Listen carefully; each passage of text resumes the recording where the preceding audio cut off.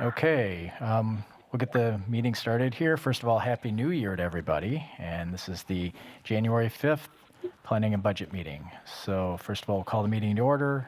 And Ms. Shope, can we have roll call, please? Anderson. Here. Miller.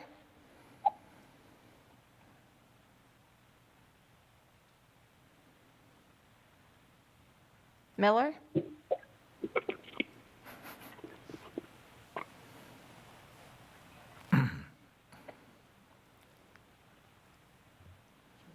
Wong.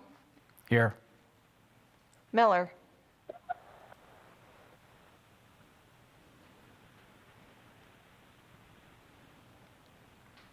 I can see her, but I cannot hear her. Board Member Miller, are you present? Hi, I was wondering why I didn't hear anybody and my volume was off, so my apologies. I'm here.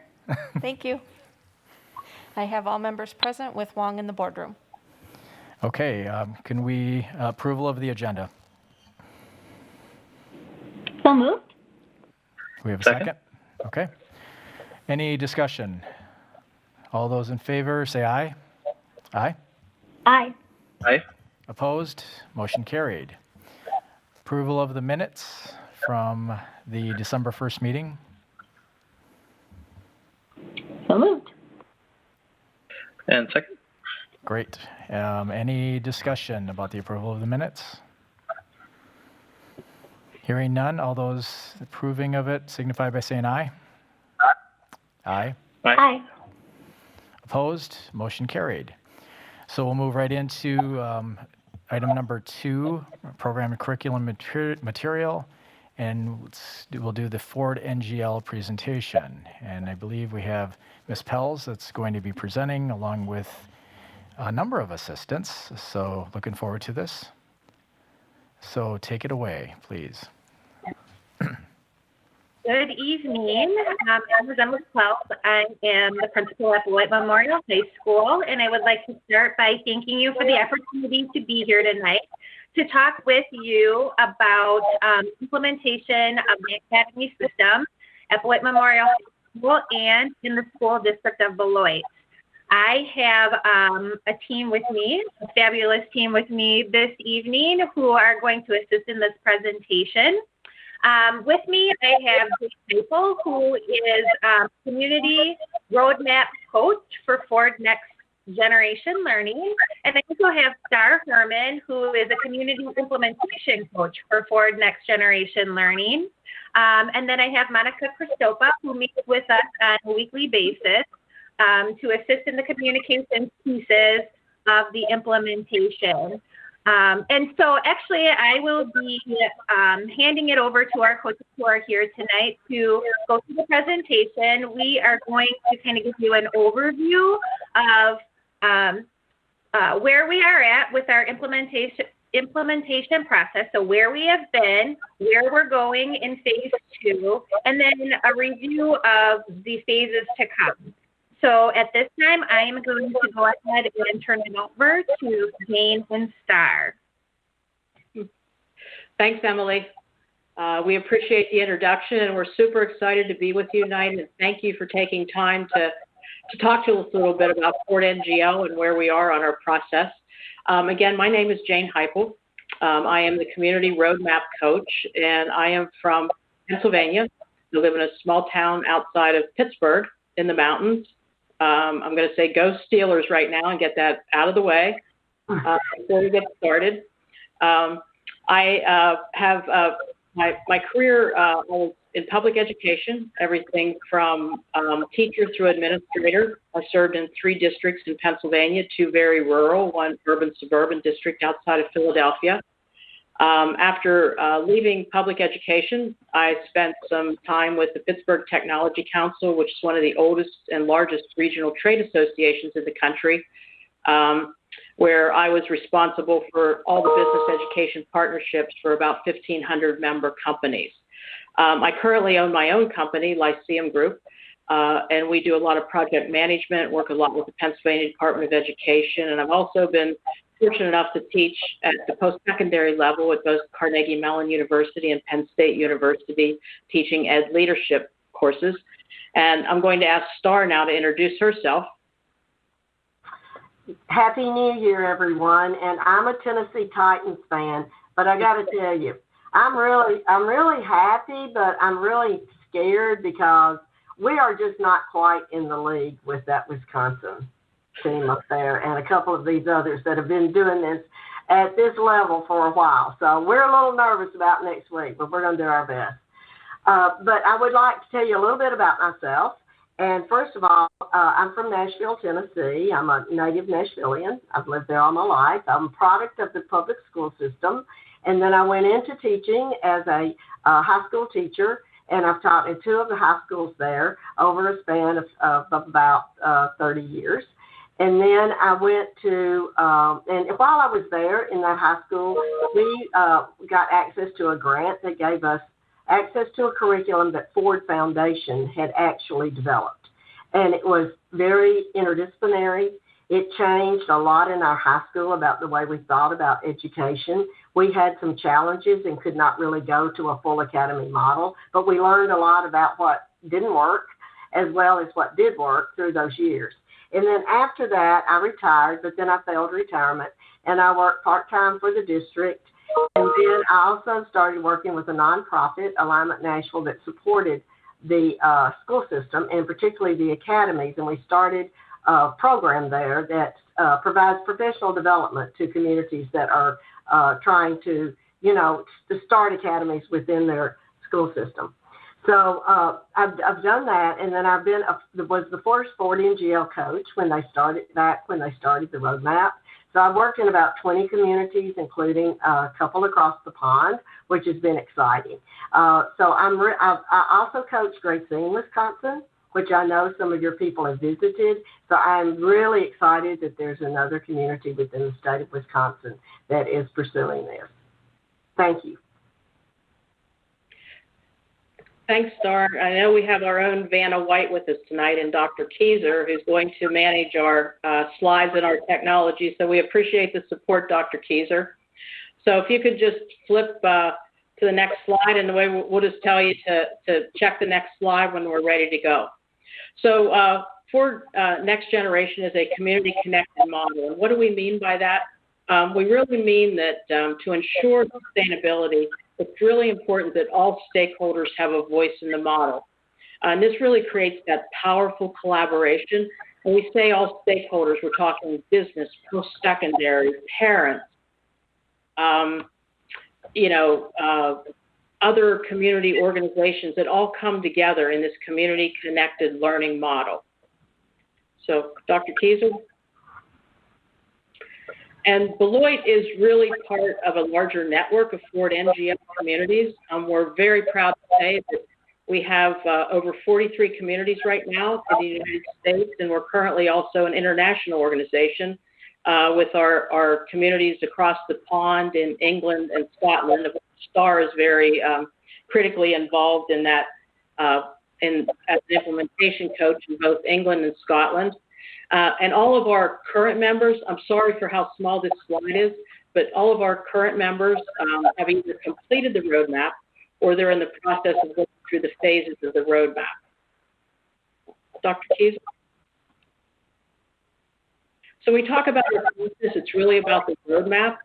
When we talk about the roadmap, this is really your journey. From a technological perspective, if I could stamp Beloit right on the dotted line, that would really represent Beloit. All of those communities that we talked about are really unique because it's all about your journey. Every community has their own course. And everyone has gone through various stages of the implementation. We did the Explore visit in Beloit. Actually, I can't believe I'm saying this. It was in May of 2019 because, wow, how things have changed since May of 2019. And we completed that in June of 2019. And then we started, obviously, on phase 2, going into the fall of 2020.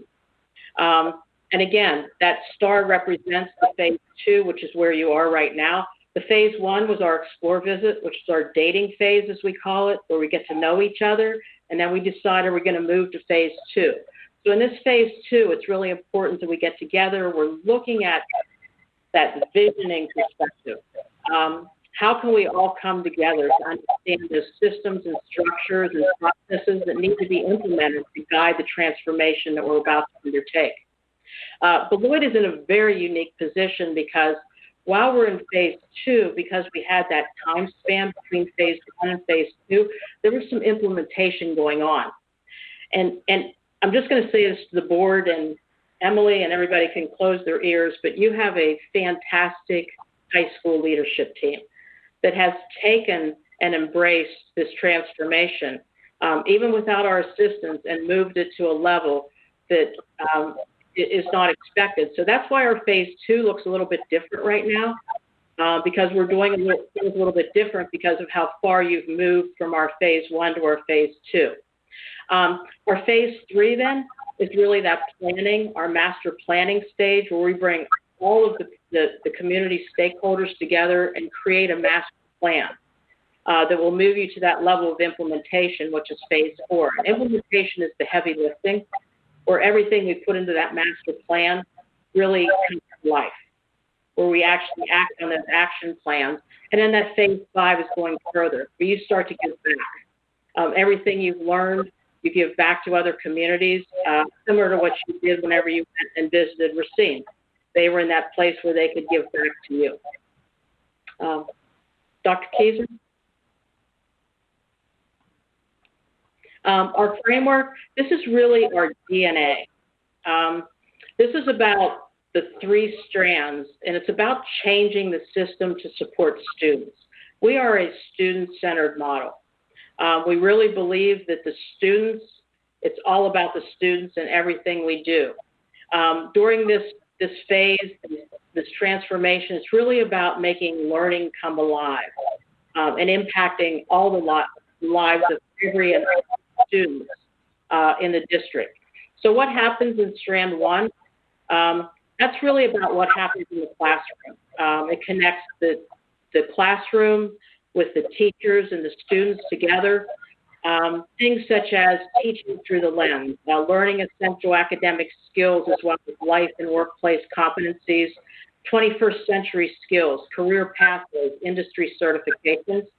And then strand 3, which is in the orange, which is about transforming those partnerships with businesses, about what happens out in the community and how the community connects with the school.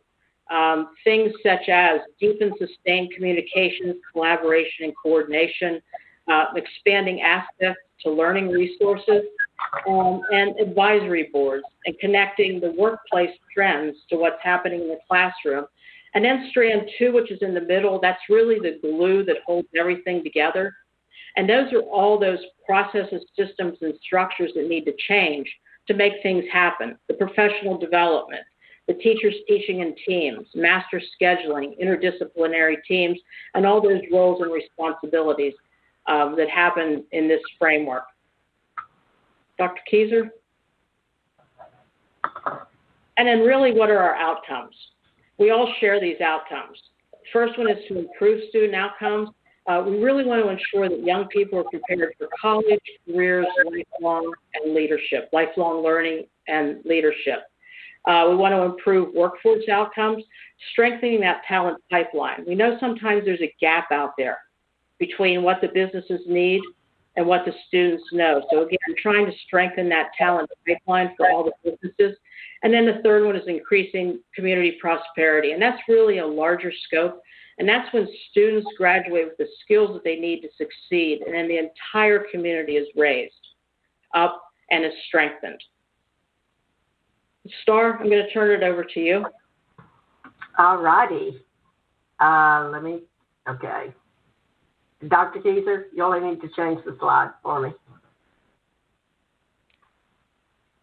We're actually go.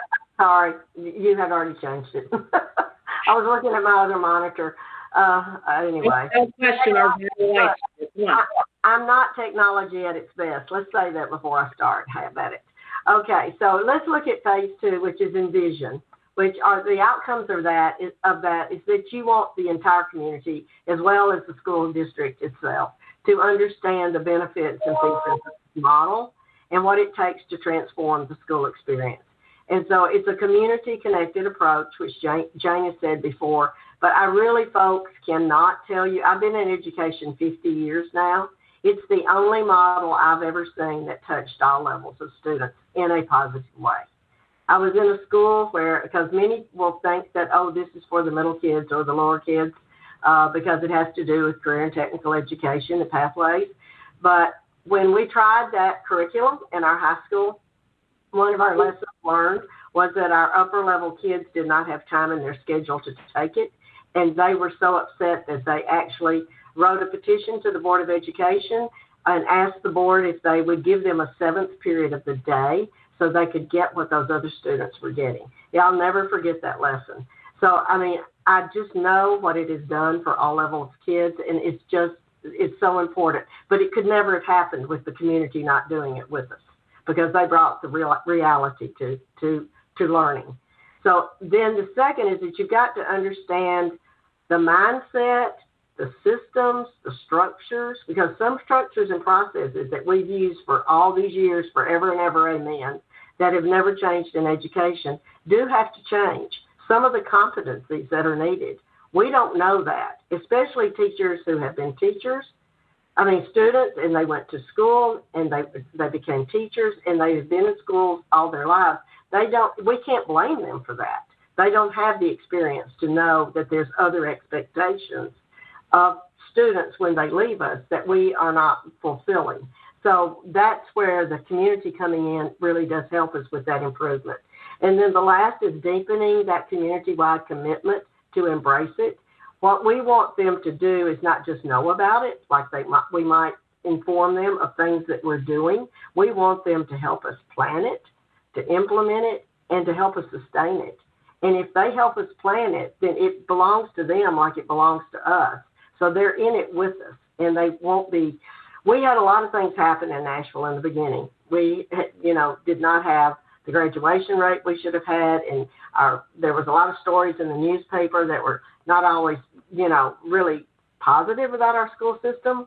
But even with our freshman academy, within 2 years, we began seeing a difference in the way community looked at us, because we were preparing students. We were helping them be able to speak and dress and tell others about their experiences within that freshman academy, and it was a game changer for us. So these are things that we want to see happen, and that's part of why we call it a transformation. And it's not a program that you can go and buy, and it's not something that we tell you as an NGO coach how to do. You plan it, you implement it. It's got to be what you need for your district, but it's also that we're there to help you with our expertise and our coaching experience to get you through the process that will get you to the other end, which is what we've learned through all these communities that we've worked with. Dr. Keyser, the next one. So here's our progress today. And basically, Jane's gone through some of this, but we had our phase 1. There was a report that was given to the district at the end of phase 1, which was our Explore report that gave some findings and recommendations. So some of what we're trying to do now in phase 2 is what we learned in phase 1 to move it forward. Then Beloit Memorial High School, as Jane has told you, has really tried to implement components of this wall-to-wall career academies from that date until the present, and they have made some really good progress. We heard it when we came in the beginning, and we know now that you really do need to have some coaching, but you really need a plan, and a really good plan that helps them know what the expectations are, who is held accountable, and what it's supposed to look like. So in phase 2, we're envisioning what all that would be, and that began in October 2020. It's been very different because it's been COVID and it's been virtual, but guess what? I guess out of maybe at least 50% of the communities that I've worked with, they've all been very cooperative. But many times they're not there for the biweekly meetings, or part of the team can't be there. That hasn't happened in Beloit. They have been there, and they have been on the game all the time. And that's very impressive. You should be very proud. So, Dr. Kaiser, the next would be about what we will deliver during this Envision. Because as a board, you paid for this, and you need to know what you're going to get out of it. So we want to be sure you understand it. So we have had these weekly planning meetings with the high school leadership team, and we've been extremely lucky. And I think it's the first time in all of these communities that I've ever had a communications and marketing person at the table. And it's one of the most important things you can ever have, because if they don't understand it and they can't communicate it, and it's not being put out there so that people know and you're transparent, then it can hurt you as you try to go through this journey. So we have been very blessed to be able to have Monica with us. So that weekly planning mostly have been Emily, Abe, and Monica. And they do understand the work, and we've been really excited about that. Data collection and analysis regarding current academies implementation. We're trying to determine where they are. And this is not the first time it's ever happened. There are other communities that were trying to implement certain parts of this before we came in, and they were struggling. And what we heard from your teachers when we first came was they needed a plan. They needed a plan that helped everybody understand whose responsibilities were for certain things, and what the expectations were. So we are trying to really look at that, and next week and the following week we'll be talking with teachers, because we want to hear from them about what they think is working and what is not working. And when we came in the first phase, we talked to all stakeholders: students, teachers, parents, community members, people from the district office. So we try to get all voices in it as we're doing, this part of it, and as we did in phase one. So the next thing is facilitating these introductory conversations with the community. So we have been trying to talk with a couple of community organizations, particularly with GBED organization has shown some interest, just to see what it would take to get someone involved to be a convener. That's what we consider a hallmark of what we do through this. And that's what I see in many cases is one of the biggest differences, is that you have an organization that brings the different groups to the table. They're not the only one who does it, but they bring all these community members in. And when we came in phase one and we met your community members, they were very interested. They want to be a part of this transformation. They want to be engaged with the school district. So that's already a plus. Sometimes we have to go out looking for them, but in this case, I think that you're going to have some that really want to come to the table. So another is assisting with resources for a newly created academy coach position. And guess what? Y'all have done that. I think that new person's going to come in maybe in the next couple of weeks. Emily, is that right? The academy coach? We're still in the recruitment hiring process. We hope to have somebody in place in that position as soon as we can. Yeah. Okay. And so I knew they'd gone through interviews. I didn't know the details of that. But that is a very important position. And we, if you have questions about that, because when we finish, if you want to ask us questions, we'll be glad to answer them. The next is so important. This is another hallmark, I think, of our implementation and our transformation program, and it is the development of the profile of the graduate. So what do you want, and what does the community want? What does parents want? What do teachers want? What does everybody want to see a graduate of Greater Beloit High School be able to do when they leave us? So we get all of those ideas, and it's very engaging, and it's very empowering. It can almost get emotional at times, to tell you the truth, because people get very passionate about this. So think about business people or parents that maybe don't know if they think the school's doing what it's supposed to do, but they get engaged in an activity like that. It helps them understand how much you're trying to have the student that is leaving that high school be totally prepared for their next step. Then developing a professional development plan related to the career academies, that's very important. For example, it might not be your traditional professional development. Let's say teachers might go on an externship and find out what it's like and what is needed and what people look for in a manufacturing company, in an engineering company, in a medical office. It could be anything, but they go as a team or they go individually and they find out what that is and how that relates to the subjects that they teach. And that's a game changer. It can be very empowering for teachers to be able to do that. Then developing a freshman academy plan. Now, you've implemented one for a couple of years, and it has, from the time it was, even when we were here, it had started. And that was something that teachers felt good about, students felt good about it, but they knew there were things that they needed to do that were better. And I had looked back at the report, and I remember there's a freshman seminar course, and that was part of what we, saw.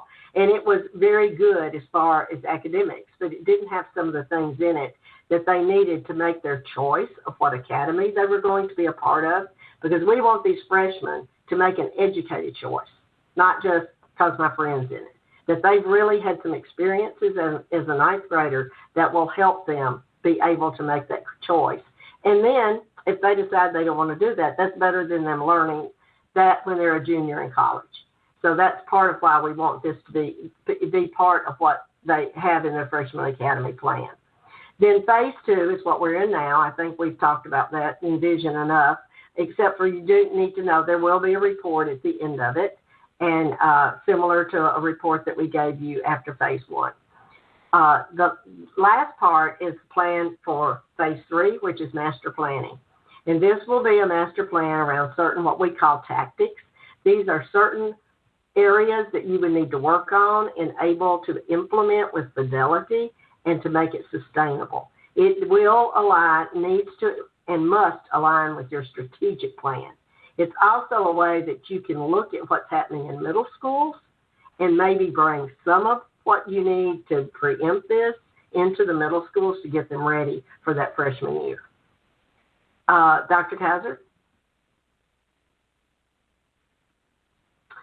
Okay, learnings from our work. This just kind of tells you some things that we've learned through all these years of doing this with communities of all sizes. We have several communities that are one high school towns. We have some that are very large. In Nashville, we have 14 high schools that are in the model. In Louisville, Kentucky, no, we have 12, my fault. In Louisville, Kentucky, they have maybe 14 or 15. These are larger districts. So it shows us, though, that it works for more than one size district. But regardless of the size, the things you see on this slide are some of the things we've learned that need to be in place in order for it to be sustainable and be implemented with fidelity. So it takes the community. I mean, we were back in that high school trying to do that by ourselves, and it didn't work.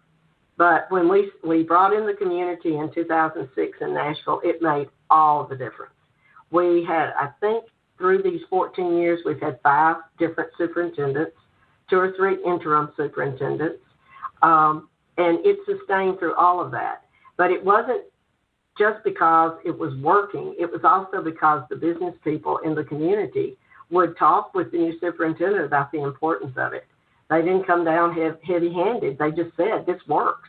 We see this as a community, it's prosperity for our community.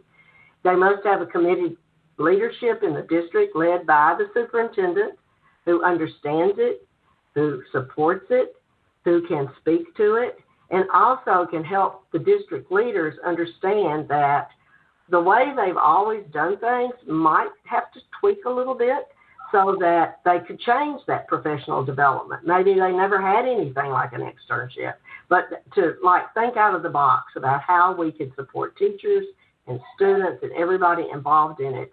And so it is connected to all those leaders that are at the district level. And that convening organization that we talked about, that has to be somebody that doesn't come with some kind of, initiative that they're going to push. They come as a convener to bring others to the table that will support this model. And so we have to really talk with them so that they understand that's what it's about. And they help throughout the whole roadmap, the rest of it. They help write the plan. They help during the implementation of it and also through the sustainability. And then school board support is essential. So Jane and I, particularly would like to thank you for inviting us into your community, for letting us come through phase 1 and 2. I hope that, you're going to see some changes through your teachers and your students and through their conversations and through maybe community as to how they feel about the school district, how they feel about wanting to be a part of this. And so we just applaud you for thinking out of the box and really trying to support this as much as you can. Then another is that we need ability to mobilize and tap into the community spirit. It's vital. But that goes back to bringing them in the beginning. As soon as you can get them in there, the more they own it. I call it, if you birth the baby, you stay with the baby. And we have learned that in these communities. After 14 years, most of the companies and many of the same people are still at the table when it comes to this particular part of our school system. And then the last is rushing the process does not work. So yes, that is my name, and yes, I have said that a million times. Slow is smooth, and smooth is fast. It can't be a rushed process, and it's more about being intentional and really making sure that you're doing it well and that everybody understands what is happening and that you're all at the table doing it together. So don't rush the process. Take it at the speed your community needs to take it and do it well. And then I think, 10 years down the road, they're going to be talking about the academies of Beloit, like they talk about the academies of Nashville and some of these others in the scene in places where they've had such success. So that really concludes our remarks for tonight. But we would love to field any questions that you might have. Mrs. Herman and Mrs. Heppel, thank you very much for the presentation. We appreciate you taking the time out of your schedules. And I know that obviously you're with your background, there's plenty that you can probably help with our organization, with our district to lead us through this. But there are some questions. I know I have several myself, and I see Board Member Miller, you are first in line. So go ahead. Well, cool. Thanks. I want to echo thanking you so much for being here. I really enjoyed meeting with you back in, I think it was June of 2019, and I was just so ecstatic to see you on our agenda for tonight. So welcome back. I did have a bunch of questions, but I only ask two.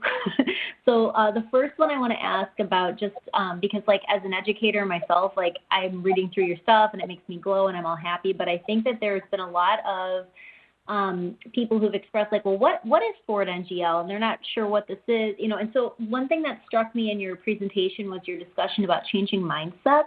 Would you mind elaborating and kind of digging in for us so that those who are watching and others in the community can kind of hear more about the type of mindset change that goes along with your programming? Star, I think I'm going to turn that one over to you. Okay, sure. Well, I guess first with education, we haven't changed a lot. I mean, I've been in it 50 years. I know how much has changed. So, whether it did or it didn't, and it just really hasn't. And so, but the world, everything around us has. So it's trying to open it up and not cram it down somebody's throat, just help them have exposure to it. And we can't expose them. I mean, Emily has teachers in the 11th grade who could talk to teachers in the 10th grade, and that would be different. But it wouldn't expose them to things in the world that have really changed, about how what the expectations are for graduates, what all the opportunities are. The opportunities for me, that was 50 years ago, very different than the opportunities now. And they're broader, they're wider.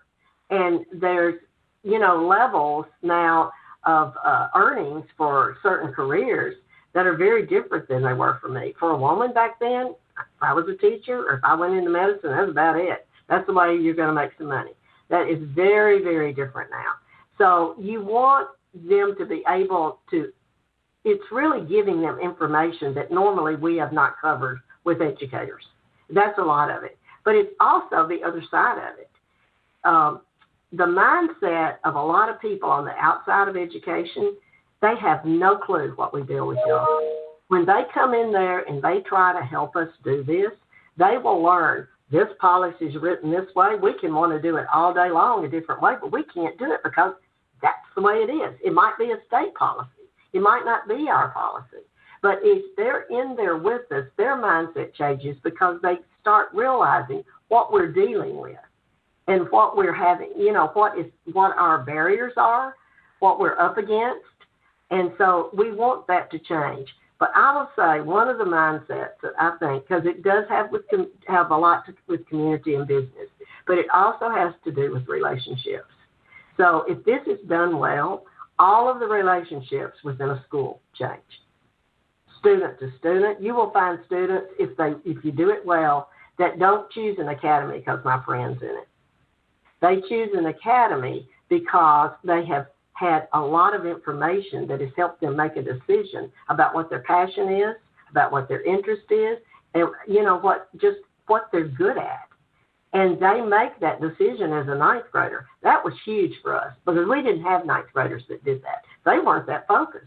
They weren't focused on school. They were just focused on getting through it, but they weren't focused on what they were going to do after it. And they really didn't even know what all the opportunities were. So all of those mindsets.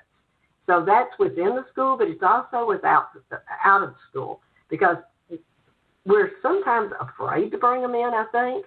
But we found in all these communities that by bringing them in, they really were more on our side than they were when we wouldn't bring them in. And so that's the big thing about, unless Jane wants to say something else about that. Does that answer your question?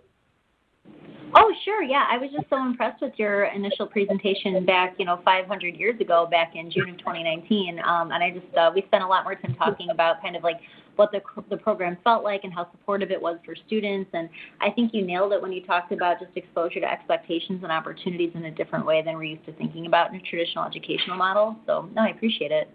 Okay. My other question was just going to touch on, actually even later on in the agenda tonight, we're discussing the strategic plan.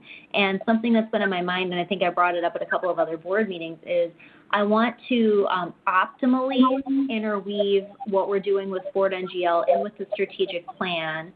Of course, the first thing that comes to mind that was right in your presentation was, I've been itching to do a graduate profile, but I'm like, I know it's part of Ford NGL, I know it's coming. So could you talk through, what are your recommendations for how do we optimize the fact that we're doing Ford NGL almost exactly on the same track as the strategic plan? So we would be in the strategic planning stage in our district about the same time as we're into phase 3, if I'm understanding it correctly, and then I'm wondering if we can kind of work so we can sync that up and sync up the implementation for both. So I don't know what your thoughts are on that you'd like to share. Any tips, recommendations?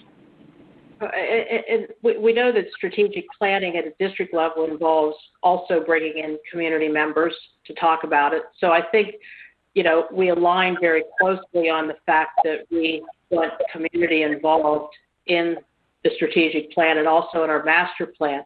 I think with our master plan, I think the level of detail that we go to really pushes you towards that implementation with fidelity. Sometimes strategic plans can be a little higher level and maybe don't go down quite as deep. So we see this as dovetailing right in with your strategic plan and providing all those key processes and procedures for the transformation through the master plan and the strategic plan. But it's really coordination with the community too, but diving a little deeper with the master plan. And Star, would you have any other comment on that? And I think that's perfect. I think the one thing I would say is that profile of the graduate becomes the North Star. Yeah. So everything that you're doing in your strategic plan, because that's your graduate. So it does affect your middle school and it does affect your elementary school. So we've seen several things happen different ways across our communities. But I know in Nashville, back in the day, we ended up, I think it was when we were after our first rendition of our plan and we went to a second plan. That's when we got more aligned with our strategic plan. And we had this profile of the graduate. And then one day we were just talking and I went, well, what would a middle school student need to do in order to be ready to be in that ninth grade and go forward? So then they wanted to do the profile of the middle school student. And then they said, well, what would the elementary student need to have? So it was really cool. It happened organically, and it happened by the voices of not community people, but district people that saw the need for that, which I thought was pretty cool. So it really does, I think, help align strategically what you're doing once you have that profile. That's another way I think that it will dovetail really well with your strategic plan. Thank you so much for that. I love the idea of kind of that vision-based planning. And I guess I'll turn it over to other folks, but I guess just parting thoughts on that. If there were, maybe this is something you could work with in those weekly meetings, but if our administrations like Emily, if you guys could thank you again, by the way, if you guys could kind of dig into, at what point does the strategic plan follow along with what NGL is doing, and at what point does NGL kind of get incorporated into the larger focus of the strategig plan? I just want to make sure that our board and our district has a really good grasp on what the relationships should be, at every point of the nature, there's different parts, right? So the graduate profile would be the same for either. That seems like something that the strategic plan would follow along with Ford NGL about, since that's already part of it, and the group of people that you'll have working on that graduate profile, I'm sure would be the same group of people we would have working on it in the strategic plan anyway. So I guess certainly not something we need to hash through in this meeting, but I think that's something, at least for me as a board member, what I'd want to hear about, because that'll help guide us in terms of who we bring in for what stages. And I don't want either process to step on each other. I love the idea of it dovetailing, so I just want to make sure I understand the mechanics of it. So thank you so much. Okay, Board Member Anderson, your questions. First off, I want to say, Star, I use that saying a lot also because it applies to a lot of things. Hey, they're good. So I have two questions I just wanted to ask. So have we done any externships so far? If so, where? If we haven't yet, is there any places that we are thinking of that would be good to reach out to? And then the next question is, how long do you expect it'll be until we start to get to the point where we're moving into the phase 3? Just going into the planning side of it, please. I can address the first question. We funneled out opportunities for externships to staff members, but at this point in time, we don't have anything strategically organized where staff at large in an organized manner are kind of paired with externship opportunities. So that does come later in that master planning, where we take those opportunities that come through the academy system and really scaffold them and organize them in a way that makes sense for students and our staff all together, and that they work together to support one another. So kind of like what Star and Jane were saying in the beginning of the presentation, there's a lot that we do outside of the phase that we're in bits and pieces. And part of our goal is to take everything that we're doing, plus what we're supposed to be doing in each phase, and sort of bring it all together. And then I'll let Jane and Star address the second question, because I think that's more around, but could you repeat it, please? Yeah, I believe the second question was around the timing and when we could expect to start master planning. Right now, we're engaged in doing two what we call mini tactical plans, which would typically be part of master planning. We're engaged in putting together a professional development mini plan, and also one around freshman academy, because we saw that as an immediate need, and also creating the profile of the graduate.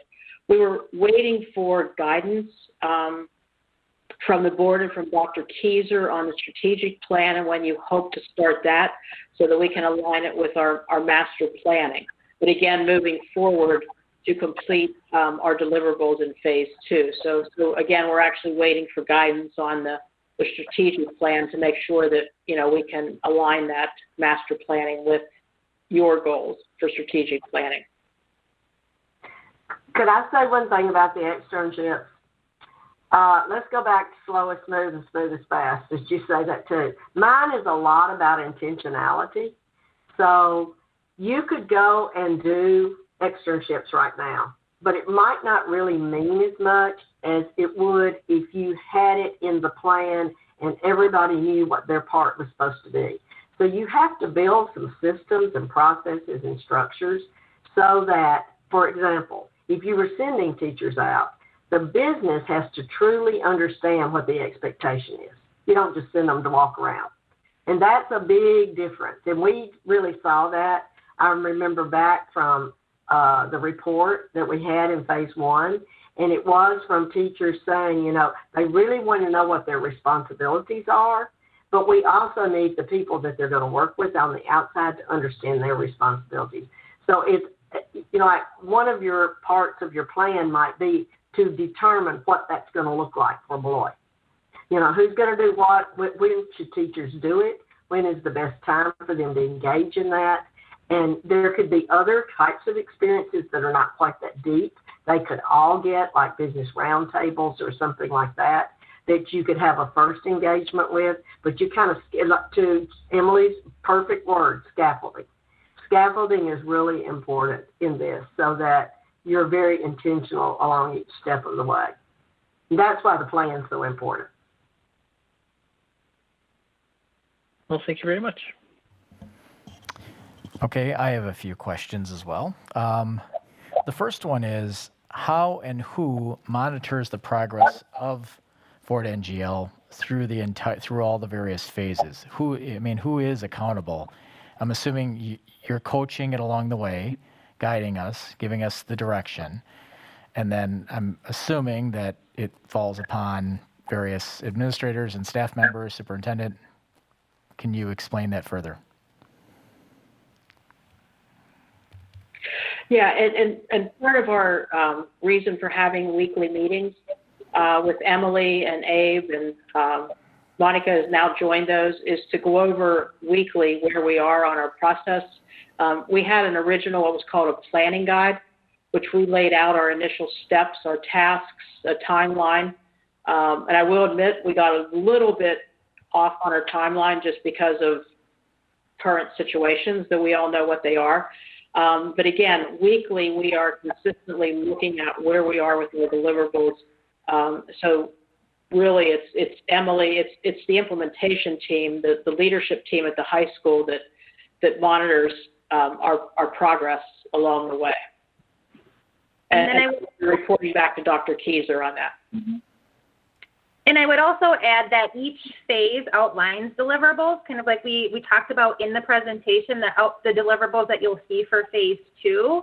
And so as those are completed, either at the end of completion or the end of the year, there is a report that's generated from Ford NGL that's provided to the district that encompasses a summarization of the work that was done within the phase.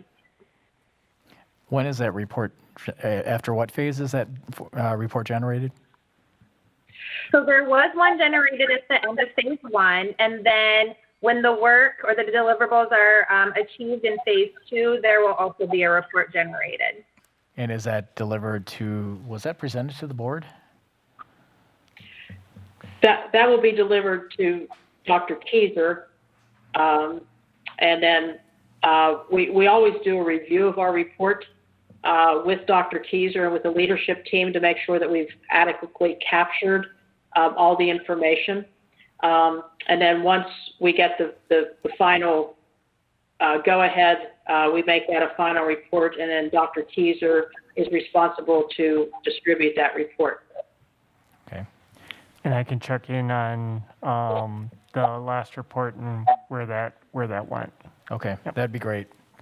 My second question is that I know in the perfect world everything goes as planned, and we all wish that for every program that we ever are involved in.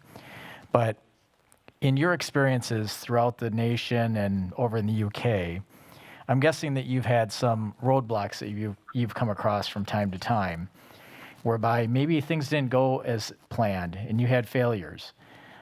Can you elaborate a little bit about your experiences and what failures you came across with different districts. Maybe they didn't follow through. What were the problems that arose? Were they overcome, or was it just something whereby maybe the district didn't follow through and and complete the entire process? Star? Okay. Well, I'm thinking back. I know a couple, but this was before.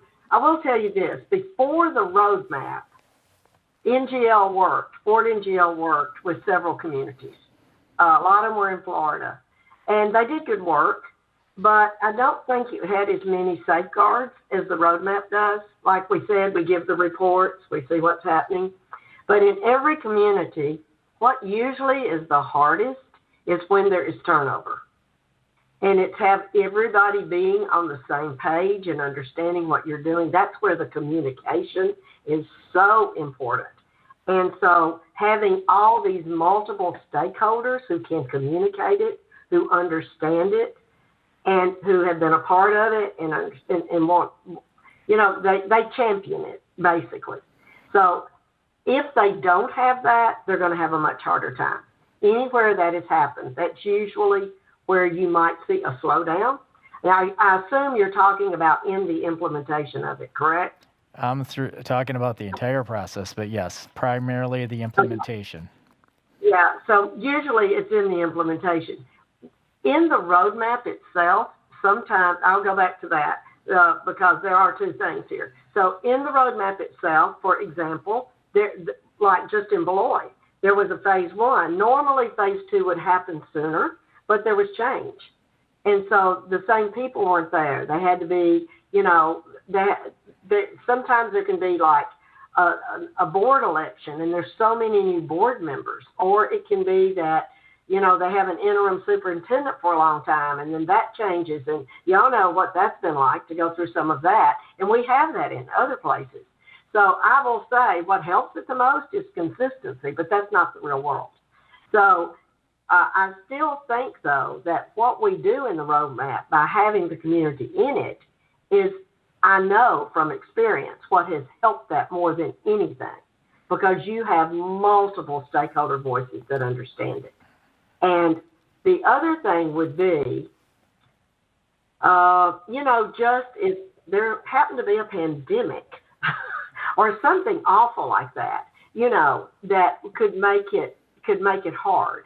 But I'm going to tell you that what has amazed me, and even in just some conversations with Scotland last month, and it was that you have some schools over there and they've just shut down again till the middle of March. They're going to go virtually, but they're completely, and they didn't expect that. They have this whole idea of what they're going to do to get through phase 3 by the end of the school year. It's just this determination that I've never been a part of in any other part of my career in education. And I see it in all of these communities, regardless of the size. So I think, you have to be careful. The politics of your community. The people in the community have to help us with that. We are very careful about what we say and who we talk to, because we know you can just set somebody off if you use the wrong word. Like there are some communities who got a grant for small learning communities back in the day, and they didn't do well. So if you went in and called it a small learning community, which we did well in Nashville, but I learned I couldn't say that word in certain communities because it was going to stop people right there. Oh no, we can't do that. So it's learning the community, I think, helps very much. You learning us, but our learning you too, and knowing where those pain points are and understanding what we need to avoid. And you're the only ones who can tell us that. So it's building, a lot of this is relationships. And I just said it earlier, it's teacher to teacher, student to teacher. When we started in Nashville, we started because we wanted every student to have 5 caring adults in their life. We wanted to be sure in our school system they had that. So we gave them in freshman academy, math, English, science, social studies, and a counselor or a freshman seminar teacher. And then we wanted them to have people from the outside who cared about them. And, we built that community around it. So when you get all of those people understanding it and trying to make it work and understanding what it takes to make it work, and part of why they understand it is they help write that plan. If they're helping to envision it and that profile of the graduate and then write that plan, you got all these people that understand why you're doing it.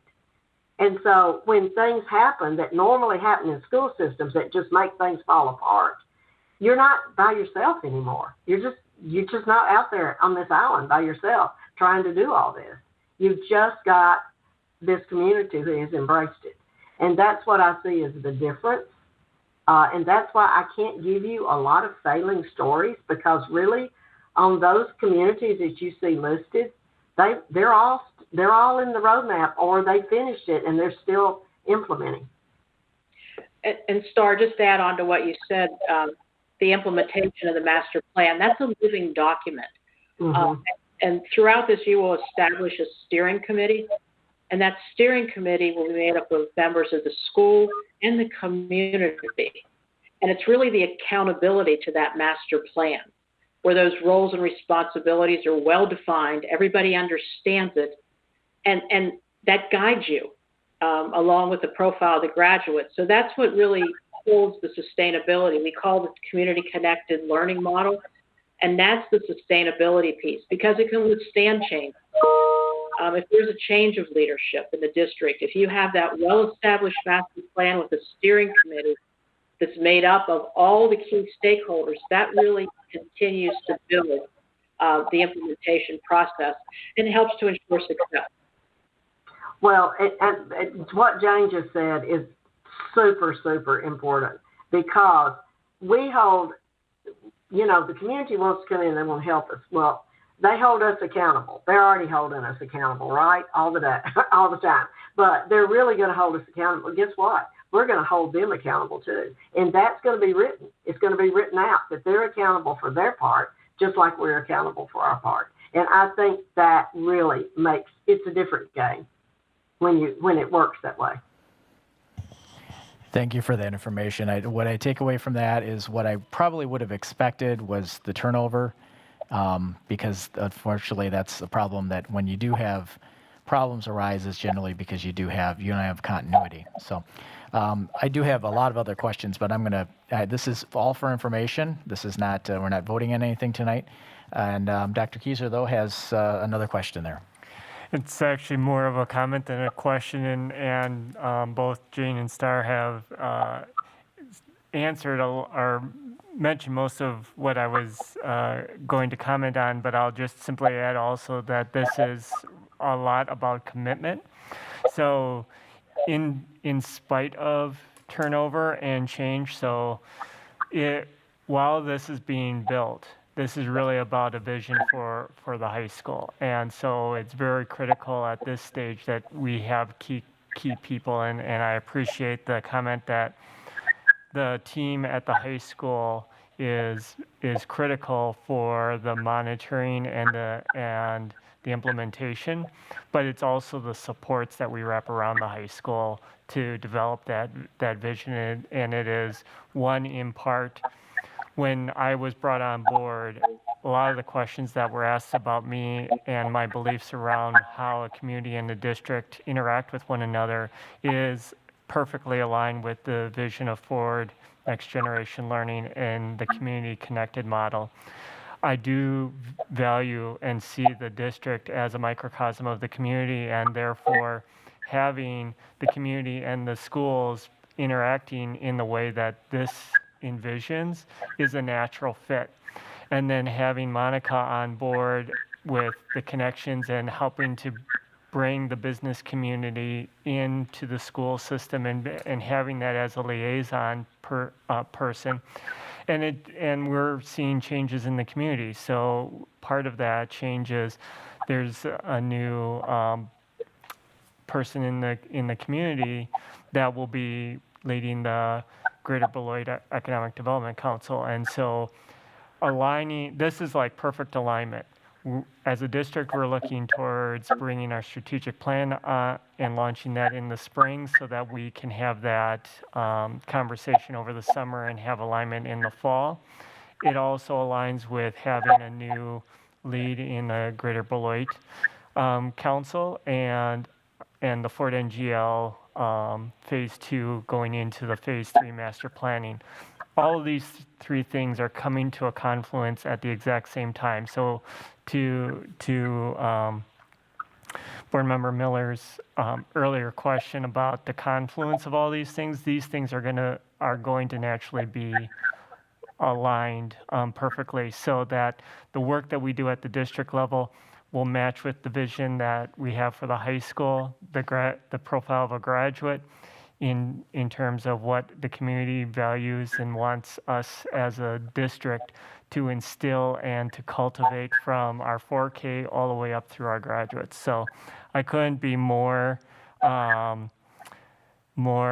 pleased and honored that I'm sitting here in a position where I can help support and provide the supports that the high school needs, both from as a superintendent in being a liaison to the board and the community, but also in the hiring of our new director of current technical education and alternative education director, because that person is going to have a direct contact and support with Monica and the rest of the district admin team to help wrap around support. So there will be a lot of support, and with that commitment is going to drive the continued success regardless of transitions out in the community, within the district, at the board level, or at the building level. This, once implemented, will have the momentum to carry it through long term. Great. Thank you for those comments. And also, I think that I know that Ms. Krasofa, you're going to be very involved in probably getting the word out about this, because I think that's something that is very critical to continue to, if we are one of 2 school districts in the state that are implementing this program, I think that it needs to be known what it's about. And I think that's where there's a lot of confusion right now. What is Fort NGL? And we hear this, and we've heard it before, the academies and all of that, but kind of tying it together and letting the public know. Because I think if you ask the public, if you went out in the business world in Beloit, into the parents, and you mentioned the word Fort NGL, they would think it's a car. So I think that there needs to be better communication about that going forward. I understand it. I get it. I think that, and everybody in the educational world does, but outside of it, they don't. And we have an image problem that we've had with our district for a while here. And we need to, this is a great way to hopefully change that or get that moving in the right direction. And I applaud the high school staff, Ms. Felds, and your group in continuing to keep things going there, especially during the current environment. So once again, this was all informational. We took a good hour on that, which I think is well worth it. And I hope to hear more about that going forward in the future. I look forward to hearing, I'd like to see the report. I think that's something that it doesn't have to come for information. I think even if you just get it out to the board members so that we can see that, that would be beneficial. So thank you, Star and Julie, for helping with this, or Jane, I'm sorry, in the presentation. And I don't know if you have anything else to say at this time, or Emily? Just thank you again for the opportunity. It was great to meet you. Great. Thank you very much. I'm very excited about working with you. Can you tell? Can you tell? Great to meet you, and we love Beloit. Thank you. Thank you. Okay, so we are going. Bye-bye. Speaking of strategic plan, I know that was brought up just Board Member Miller's comments. We move on to 3A, which is the strategic plan RFP scope of work. And that is Ms. Armstrong and Dr. Keyser. All right, so as Ms. Armstrong works way up to the microphone, we last month had a conversation around the strategic planning RFP, and we're asked to bring back a draft, and so we did not bring the full RFP because there's a lot of just legalese and logistics piece. The biggest piece that we brought of the RFP is the scope of work. And so we wanted to share again, first in kind of bullet point format, and then we will share the actual language that will go out to the RFP. And just a reminder that a request for proposal is exactly that. It's a request that we send out far and wide. It can be targeted, but it is also available on our website for people who are looking for working with the school district of Beloit to access and see what kind of work we're currently asking for proposals on. It does not obligate the district in any way, shape, or form to go with a particular company or proposal that is made. It just gives the district a scope of what the work entails and how much in fiscal resources and human resources it will take to carry forward. So with that, I'll turn it over to Ms. Armstrong to talk a little bit more about the actual components of the scope of work.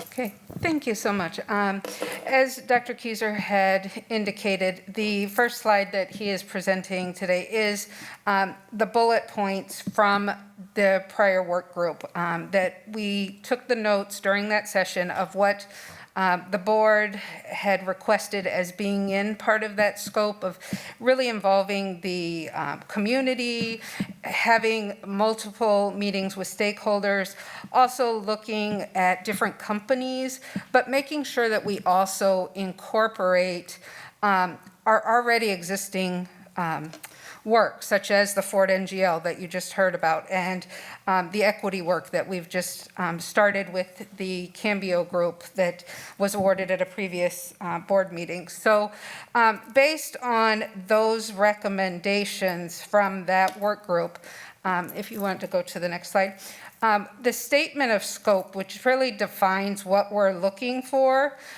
we kind of drafted it up as, I'm going to read it to everybody so that those who can't see the presentation is. We have the school district of Beloit is looking for a business partner to collaborate with the school district and facilitate the development of a long-term district strategic plan. The partner selected will work closely with the district while engaging the community by involving a diverse representative stakeholder group throughout the process. The district desires a facilitated process that focuses on reimagining school work for our students and staff while including the existing initiatives such as Ford NGL and academy structure and ongoing equity work. So that is where we want to have them have the ability to define their process and look at different processes. We don't want to pigeonhole to say it has to be this metric, so you've got to have this many groups, and we want to see how they come back, and that's part of an RFP process is we kind of say what we're looking for, and we expect them to come back and tell us in that bid process how they anticipate they could meet those needs of what we're identifying. Now, there will be the boilerplate natural RFP legal documents that talks about we are looking at, as a governmental employer, we always look at minority and female-owned organizations. We are saying we want, diverse groups to solicit it. We have identified that as a need in our RFP scope, which would become an evaluative measure as well. When we start looking at the groups, just as we did with our equity planning, we felt very committed to a diverse group of facilitators for that. That became a measurement on the evaluation of the bids. As Dr. Keyser had said, we are not obligated by any posting of this RFP to award the bid to anyone. We can say, nope, we're not happy with this, we want to look at something else. This is a starting point. And I did go ahead and put on this slide where we would put the RFP copies, which would be on our district website. I still would encourage highly, as I did when we talked about this the first time, to have vendors go out and put their name on their bid list, that they want to be notified when this goes out. I can tell you, I looked at it this morning, and there's not a single vendor out there for strategic planning or facilitation work of that kind. So if anyone knows people that are interested or organizations that are, they have not gone out to our bid list, and I would highly recommend that they do that. And this will ensure that as soon as it comes out, they're notified of that RFP being out there. I did get an email from an organization already asking if we had published it, and I did ask them to go ahead and put their names on the bid list.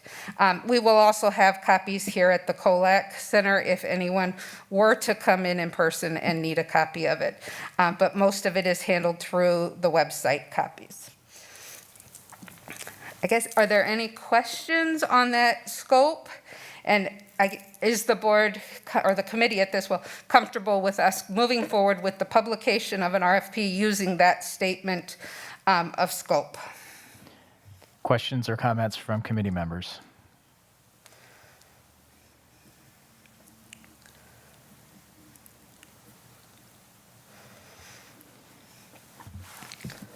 Question I have is, you had mentioned when the bid goes out, is there a list? I'm guessing there's groups that do this, and I know you had a few out there already. I mean, I'm guessing there's several more in the area or in the Midwest area. I mean, is there some way that the word gets out to them? I mean, you had mentioned that once we post this, that the word will get out. Is that correct? We will start, it will be on our website, and those organizations that we had identified in the work group, we would notify them that that RFP is out there. I will tell you that organizations that do this, such as the one that's already contacted me, they are very aware of processes and how these things go through an approval process. And a lot of them are using board docs. They'll search for districts that are working on strategic plans. There's a tendency that people who are looking for this kind of work know their search parameters, and they're very interconnected. So we do not specifically go outside of that bid list. If they want direct notification from us, they need to be put on that bid list to get it sent to them automatically. And I'll add with our work with the Hanover Research Group, one of the things that we started off right away with was getting a school districts that are similar in size, demographics to Beloit across the U.S. And so I've reached out to that top 20 list that was given to me, and started asking them just kind of as a cold call, have you done any strategic planning in the past 5 years? Tell us a little bit about the process you used and the organizations. And we actually have had one district say that they were going to send us stuff and have not over winter break, and one that has. But used a state organization that was in North Carolina. So we're not above recommendations in reaching out. So people who, as Ms. Armstrong said, people who do this work are not unfamiliar with RFPs being emailed to them as being referenced from some work that they've done with other districts. So we'll get it out there. Okay. It's stated as informational, but my understanding is during our work group that's where we came up with the statement. So, I mean, I don't see any reason why. I mean, I think your charge is to move ahead on this. That's my understanding. Yep. And I think it was just for a review based on, Sure. There was a lot of questions about this. We wanted to make sure. So I apologize if I misspoke that I wanted you guys to approve us to move forward with this. We wanted to make sure that we were representing exactly what you had captured in the work group. Nope. So I will move forward with this publication by the end of the week. Okay. Any other questions or comments from committee members? Okay. Hearing none, thank you very much for that. Thank you. And we will move on to 3B, which is the district student device refresh. And Ms. Armstrong, you have the stage again, along with a whole team of others.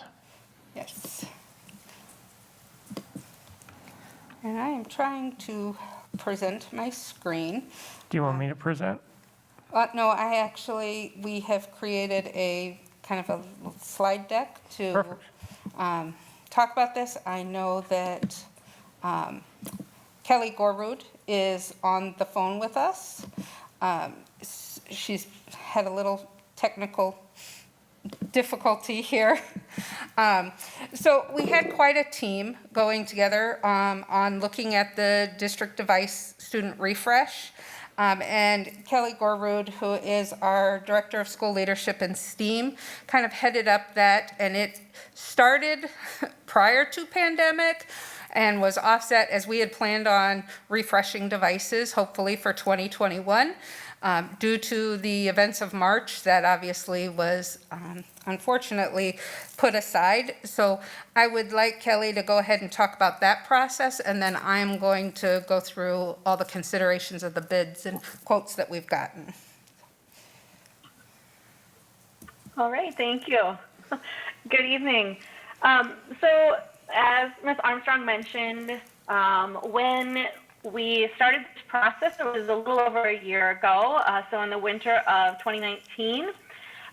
We brought in Google and Apple to test some devices, and we had teams from each school within the district, primarily building administrative and STEM and leadership coaches and other staff, participate in some professional development and testing of different devices.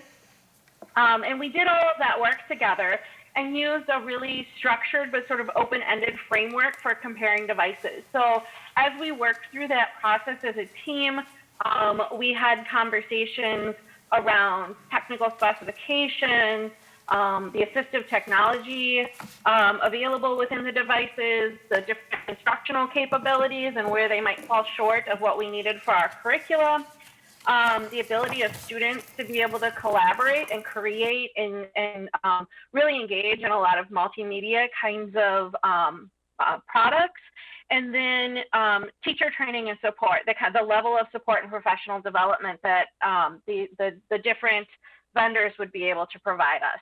So we did that work in December, and then coming back out of the winter break in 2020.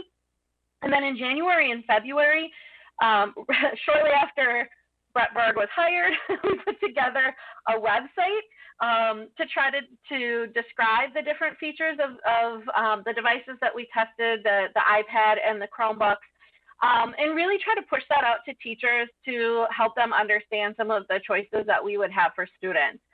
And then going into February and March, we actually had some devices delivered to Colic, and we set up a testing space, and we invited teachers from the buildings to come in and actually try out devices and give us direct feedback on those. So we had quite a lot of participation throughout the winter months last year around the different devices. And then of course, we had a non-instructional day as well. I can't remember if it was a report card day or if it was a PD day, but we actually took some devices out to the school. So we went to the high school and met with teachers, and we went to the intermediate schools and met with the teachers as well.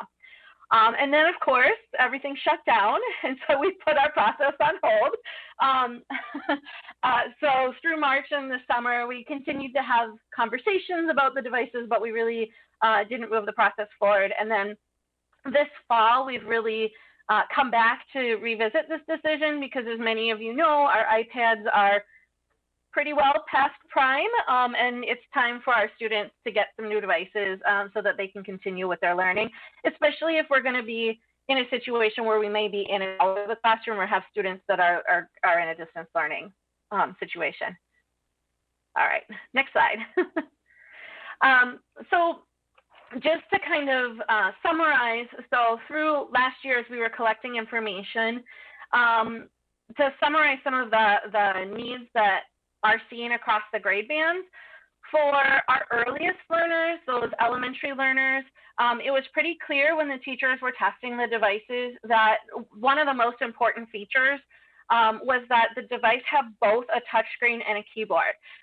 So the touchscreen may seem obvious because our youngest learners don't know how to type yet, so they need to be able to trace, they need to be able to drag and drop. But some of the assessments that they take actually require them to use a keyboard, and on our iPads currently, that keyboard pops up across about half their screen. Almost half the screen is filled. And so we really need a device that can have a keyboard. For 4th and 5th grade learners, those students are developing typers.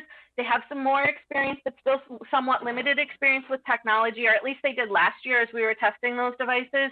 And so when we polled the teachers, it was really split between the Chromebook and the iPad. We had teachers that really thought they needed an iPad and teachers who really thought they needed a Chromebook. With the experience that distance learning has brought us, we have been able to reach back out to those teachers and survey them again. And it is pretty overwhelming that they believe that students need a Chromebook now. They would like a device that has a full keyboard and feels more like a computer for those students. 6th grade through the high school, so our middle school and high school students, it was almost unanimous across the board that teachers want those students to have a Chromebook. Many of the applications, particularly in our business, CTE, and STEM courses, do not work well on an iPad. In fact, without Flash Player, and I know Flash Player is sort of disappearing anyway, but without Flash Player on the iPad, we have curricular materials that just don't work. And so the teachers have had to create workarounds for those for quite a while. Across the board, teachers really wanted students to have the ability to create and collaborate together, to be able to access the assessments appropriately, and the keyboard seems to help with that a lot.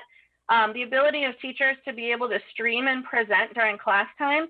And one of the key things that came back to us in terms of feedback from teachers was the ability to have classroom management tools, the ability to mute mics or see what's kind of happening on the screen.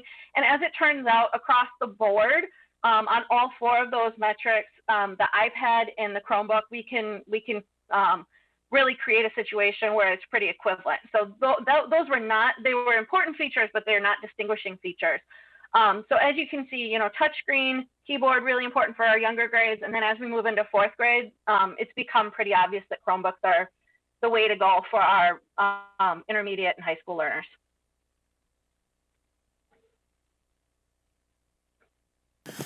Sorry, need to turn the mic back on. So I hate to preface this, but because there was an article in the newspaper about this, all of the well, I shouldn't say all, Apple and TRA came back today with new quotes because they saw where they were comparing based on our board reports, which I'm very happy to say that. It does not, I'm going to just say right now, it doesn't change my recommendation is where we want to go, but you will see the prices are a little different than what was in the documents that were online. TRA actually brought their price down from 2.017 to 1.99, and Apple has offered us various options with a 3-year program and a 4-year program at 2.15 and 2.30. Now, PDS is also offering Chromebooks, and the biggest distinguisher between all these groups is the warranty in a 5-year, 4-year, and then Apple gave us a 3 and a 4-year program. And so the next couple slides, I'm going to talk about what some of those differences are and how we came up with our recommendation. The warranty comparison, with TRA, it is a 5-year accidental damage coverage. It includes theft and loss, and it also is unlimited claims per device. And so this, we have heard from our families repeatedly that having to buy insurance for their student's device shouldn't be something that they're expected to do. If we're requiring them to use a device, they should be provided that insurance. The TRA quote does include all of that for us in our cost, and the district has absorbed that. So there would be no need for a family to purchase insurance. The only thing it will not cover is malicious damage. So if someone breaks it or tears it apart on purpose, it's going to be a responsibility of the family to reimburse that cost. But any accidental damage, theft, loss for 5 years will be covered by TRA. PDS has a 4-year accidental damage coverage, and it limits it to 3 claims per device. So if a student has it, it gets reassigned to another student at a school, and that student has an accident, or maybe 2, that device will only be covered for 3 incidents. And screens can get broken accidentally, things can happen. 3 is not uncommon. Apple's warranty, they give us a 3-year and a 4-year Apple Care, which is accidental coverage, but it limits it to 2 claims per device. So it really starts limiting that option. So just in those aspects, the TRA warranty that they are offering, and I will say TRA does not offer that 5-year warranty to district standard anymore.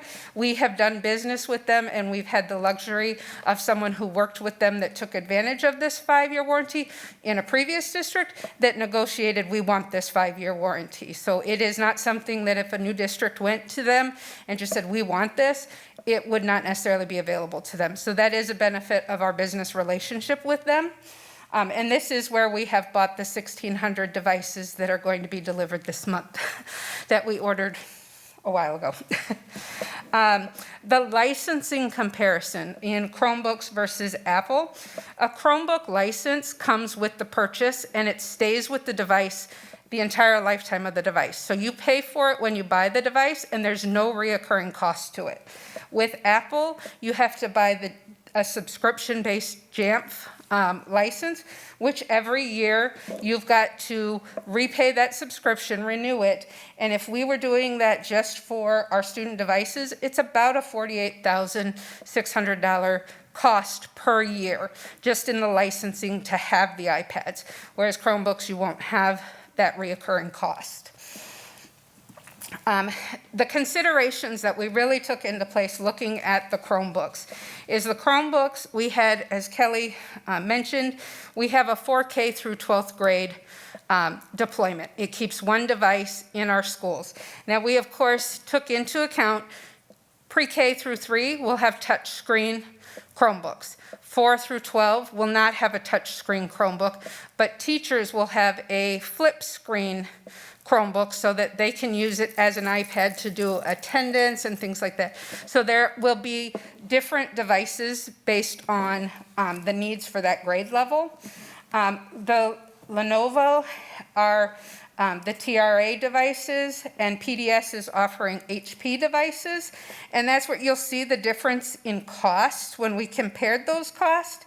Part of that difference is one, of course, the warranty, but the processor that they're using. The Lenovo uses an Intel processor, which is what we asked for when we were getting the quotes, because according to the recommended testing for Chromebooks, which is Speedmaster 2.0, the Lenovo's and Intel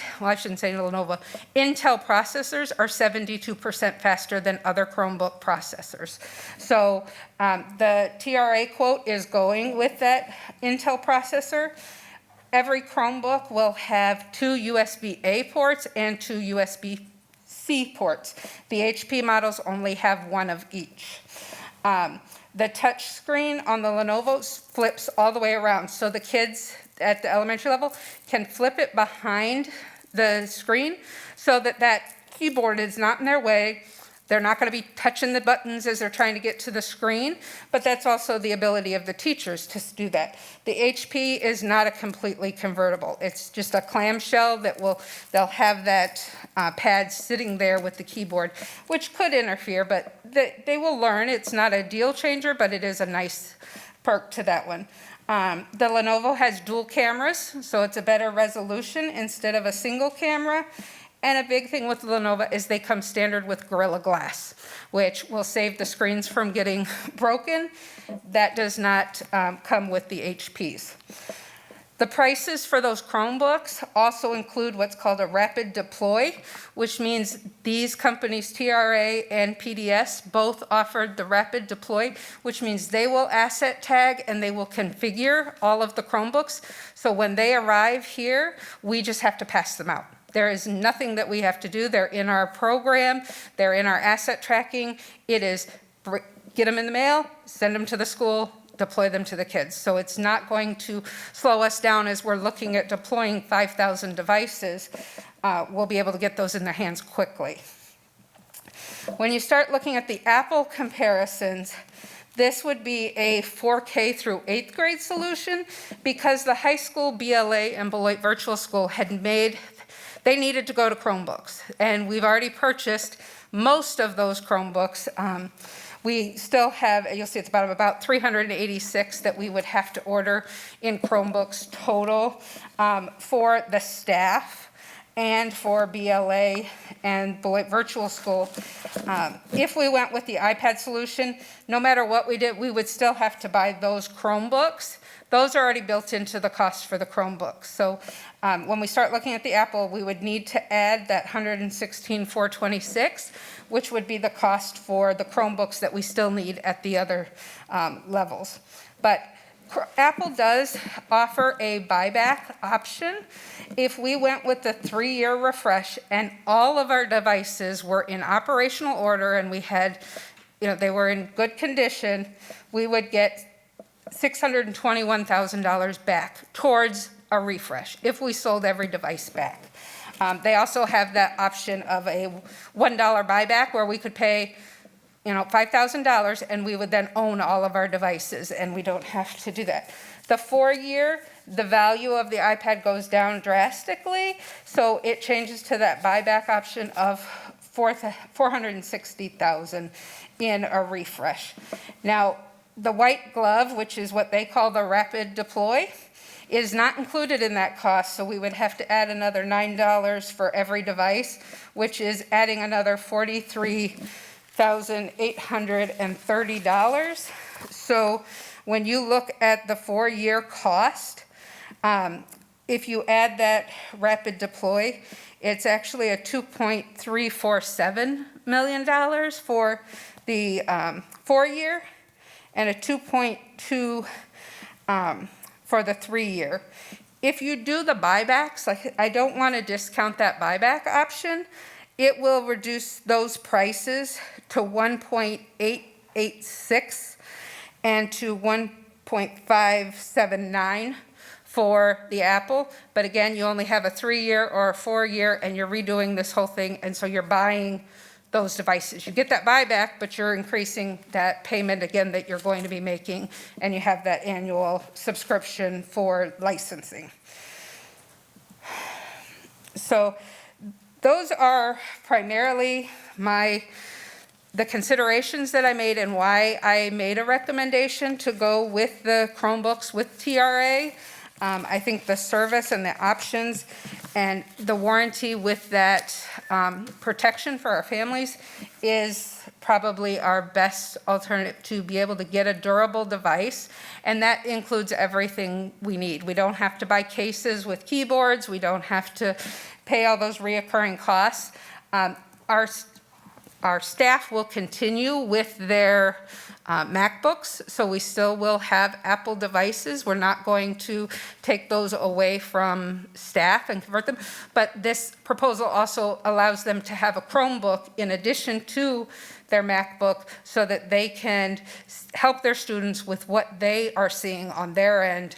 So it is incorporated in that cost of not just doing the student device, but getting the teacher device as well, that they can have the instrument that they're teaching their students. Are there any questions? Well, lots of questions. Oh, lots of questions, yes. We'll start out, Board Member Miller.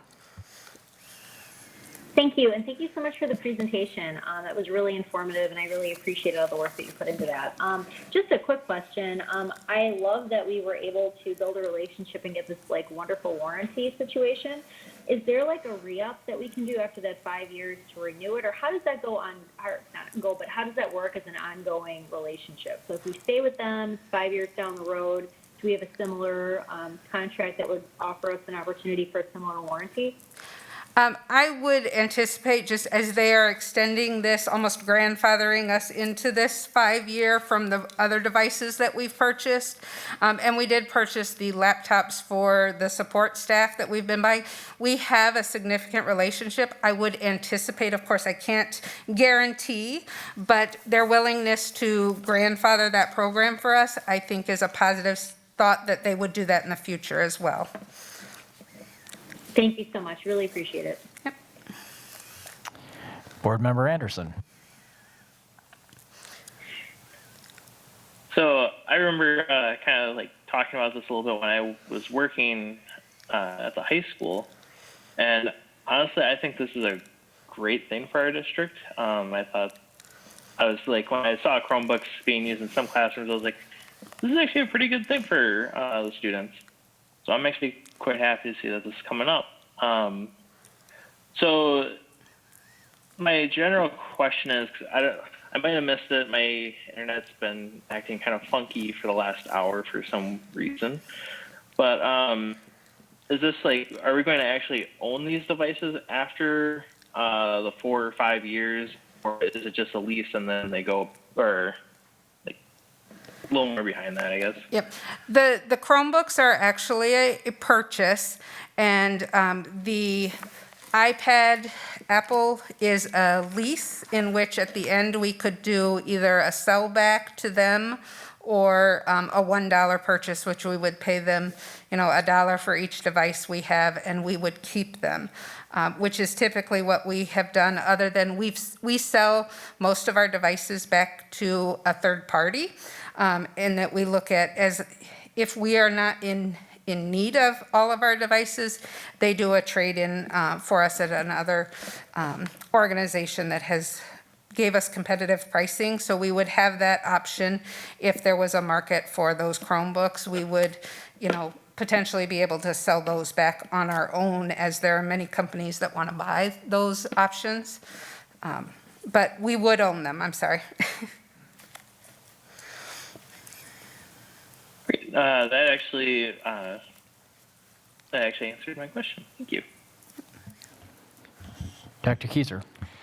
I just wanted to share with the committee and say to the group, thank you for the presentation and thank you for all of the questions that I threw at the group as we're going through this process. And I think what's important for the committee and for the public at large who's listening is there was a time not too long ago when we would think of these of Chromebooks or iPads as technology devices, and really, if anything, the past year has taught us is that these are now part of our curriculum. This is the money that we are investing in. This is similar to, if not almost parallel to, the conversations that we have when we talk about textbooks 5 years ago, 3 years ago. So I think a couple of the things that to kind of reinforce the message and the recommendation that Ms. Armstrong has shared, where we used to talk about issuing books and getting books back and issuing fines or something like that for textbooks that have been marked or dropped in water and whatnot. Having the warranties for these devices and not putting that cost on families, I think, is a game changer, as well as when we think about the amount of interactivity that we are building into our curriculum moving forward into the future. So I just want people to understand that when we look at these devices, we may call them devices, but these are no different than any of the curricular resources that we present when we talk about our science or our math or any department curriculum that we bring, because these will be integral to that learning process. Thank you for those comments. I do have a few questions myself. And first of all, in the movie The Matrix, they were able to actually implement into Keanu Reeves information, is that going to be the next technology that we're going to be able to do, is pour the information into our children's brains? No, jokingly. It would be pretty cool. I'm sure everybody would be all in favor of that. Question I had was, first of all, you had mentioned participation in preparation over the last year or so, or year and a half, of which devices, and I also wrote down here the website resource. Can you give me a number? How many, or a percentage, how many educators staff members were involved in that process? Because I guess in my role, in my private sector job, I know that, a lot of times I'm kind of, I'm in the trenches as well. And it's always nice to get feedback, but sometimes when you don't get feedback and things don't work out, you're kind of frustrated, so. Yeah. I'll let Kelly address that as she spearheaded that work group. So it's been a year, so I don't have exact numbers for you, but I can approximate. So in the first meetings that we had, those included probably about a half a dozen staff from COLAC, including pupil services and the teaching and learning department. It included members of the tech team, and then it included approximately 3 members from each building, if I'm remembering correctly. One building only sent us 2 people, but so it was probably 40 to 45 people in that group that did the initial screening. And then when we brought the devices back to campus, or to the COLAC center, we had 2 to 3 teachers from each school that actually came to COLAC to do the testing. And those were different folks than the ones who participated in this screening. So those are actual teachers that came on an early release date. When the devices, when Apple and Google came to us originally, those were during instructional times, and so our teachers weren't able to join us. And then when we went out to the schools, I can't even, several dozen individuals. We basically scoured the schools, and any teacher that was available, we said, hey, are you familiar? Have you given us feedback? And if they hadn't, we asked them for questions. So I'd probably say, probably about 30 people that day. In our I just actually pulled this up. In our most recent poll of the 4th and 5th grade teachers, it was 29 teachers that replied. 70% of them preferred the Chromebook. Another 15% said we don't have a strong preference. So that's 85% of those 30 teachers responded. So, we obviously have not reached every teacher in the district, but we have really tried hard to get out and get feedback where we can. The unfortunate thing is that there's been a delay in collecting that feedback and making the decision. No, thank you for that information.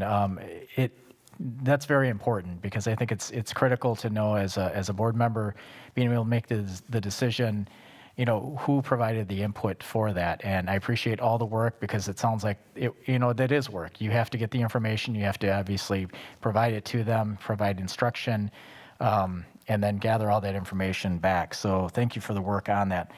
A few other questions. I'm guessing that these days, the other peripherals that they're going to be using are kind of going by the wayside. Is that, or would this be used with that? Because I know, years ago we used to have the whiteboards and all of that. Is everything basically kind of like every student has their own device and everything is kind of transmitted through that?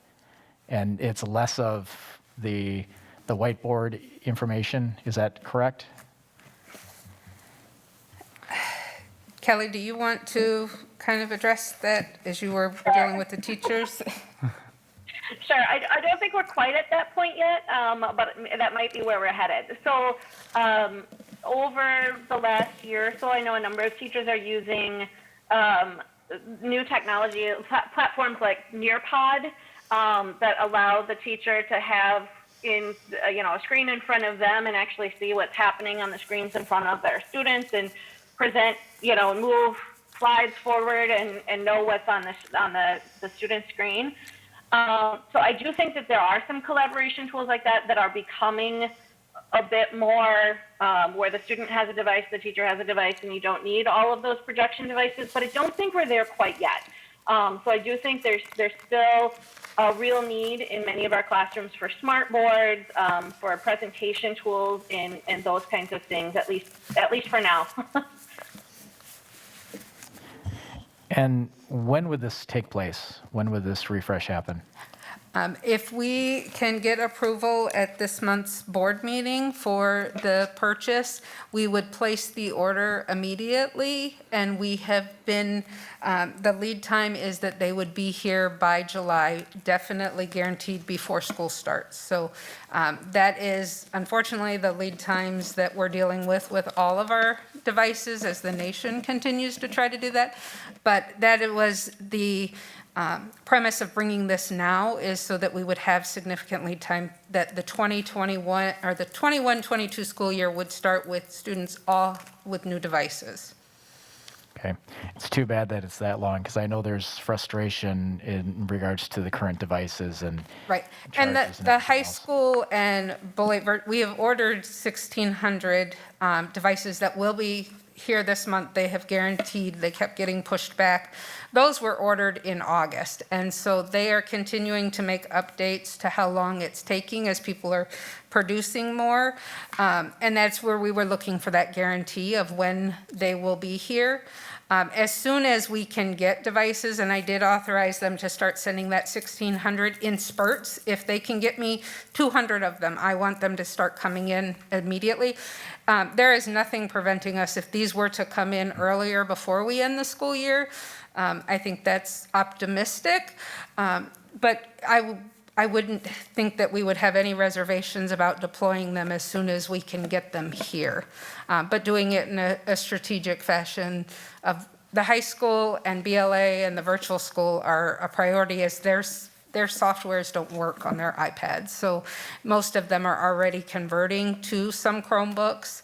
And that's where I would want to focus the beginning of deploying those devices. And I'm assuming that why the 1,600 that you had in the, for the high school, that was not included. That's why it was just 4 through 8 on the quote that you provided, right? Yes. Okay.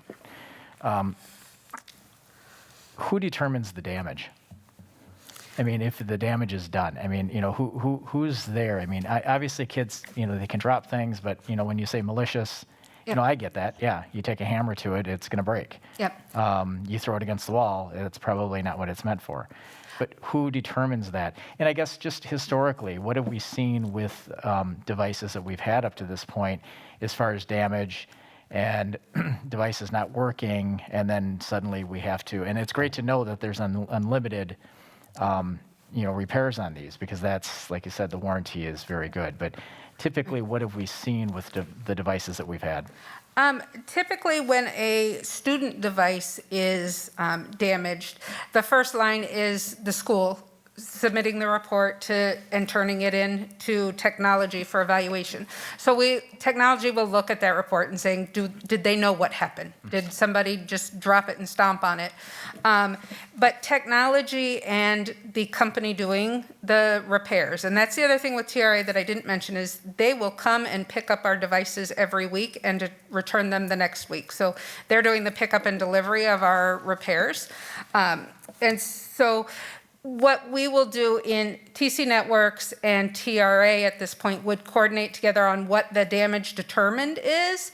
And as far as what we have seen in the past, most of the malicious damage we don't see that very often. Most people are taking care of it. When we see that something was obviously thrown at it versus just being dropped in the corner cracked or something, I would say probably the most significant that we have seen is a device that was torn in half by a student, and that was a malicious act. That's the worst situation that I know of in my side, but we have seen where kids have smashed them purposefully. But when we make those determinations, we are very liberal in looking at them, and we're not trying to put this on people, but we want families and students to respect the property we're giving them. They're not cheap. It's a $2 million investment that we're making. So we want to make sure that, you know, we don't present it as, We've got unlimited fixes. And when, we talk about theft and loss coverage, I know that opens a lot of, I can say I lost this. And we don't want to think that way. But what happens when a theft or loss comes in, just so everyone understands that process, we lock the device down. I mean, the first time, as soon as we know it, it becomes worthless to anybody. So there is no real incentive to say your device is lost or stolen if it has not been lost or stolen, because it's going to be shut down through the peripherals and the filters that we have that make that device useless to anyone. And it comes up with a screen that says, this is District of Beloit, please call or return to this address. And it's a brick at that point. And we're paying for this insurance and this warranty so that hopefully we won't have a lot of those situations when a device is rendered useless. Great. Thank you for the information. It's good to know that the students, and I know the students, for the most part, they all take care of their devices. Yep. Accidents happen. We all know that. People Yep. drop them. It's going to happen, and it's good to know that we can get them taken care of.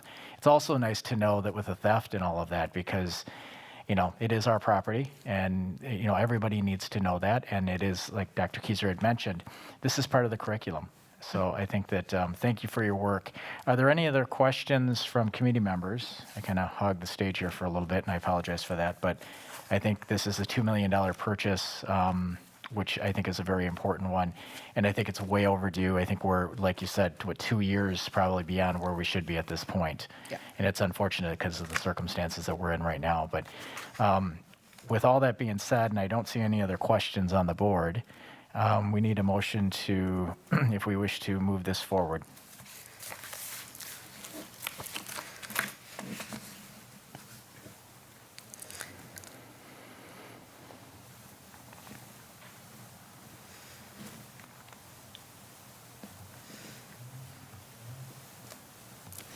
All right, I would like to make a motion, but I have to switch my screen so I can see the recommended language here.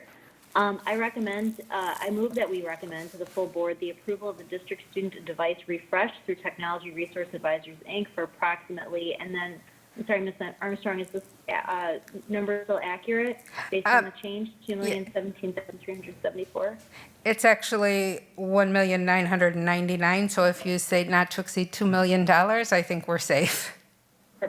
Okay, let me, if it's okay for me to rephrase, then I'd like to make a motion that we recommend to the full board the approval of the district student device refresh through Technology Resource Advisors, Inc. for an amount not to exceed $2 million. I will second. Okay. Any other comments or discussion about this motion? Okay, hearing none. All those in favor of recommending to the full board for the approval of the district student device refresh through Technology Resource Advisors for an amount not to exceed $2 million signify by saying aye. Aye. Aye. Aye. All those opposed? Okay, motion carries. Thank you. So much for your work on this. This is good to hear. I think it's exciting. I think there's probably a lot of happiness and applauses, but I'm wondering, okay, can it come quicker, please? I will do my best. Thank you very much. We appreciate that. Thank you. And thank you, Kelly, and your team for all your work on this as well. Absolutely. All right. Thank you. Moving on, and we have next meeting date, which will be, let me get my calendar here. Oops. I have February 2nd, and we will be going at 5:15. Is that correct? Okay. I did have one question, and I'm going to bring this up because I was thinking about it over the last few nights as I was reviewing stuff, and I would like to get some feedback from committee members and possibly from Dr. Kieser. I don't want to be overstepping my bounds as a committee chair on this, but I also want to try to do my best in making sure that our meetings are running as efficiently as possible. And as I was going through this, and I always kind of go through, I have my little black book here that I jot down my notes and at my questions that I want to ask. But would it be appropriate for committee members to, especially for questions that maybe are not as They're just very simple questions to present to the presenters prior to the meeting. And I probably have about 7 or 8 of them that I could throw out there, but just prior to the meeting so that the presenters have an opportunity to see that information ahead of time to be prepare for that. And that way they can address those questions without us taking additional time for questions.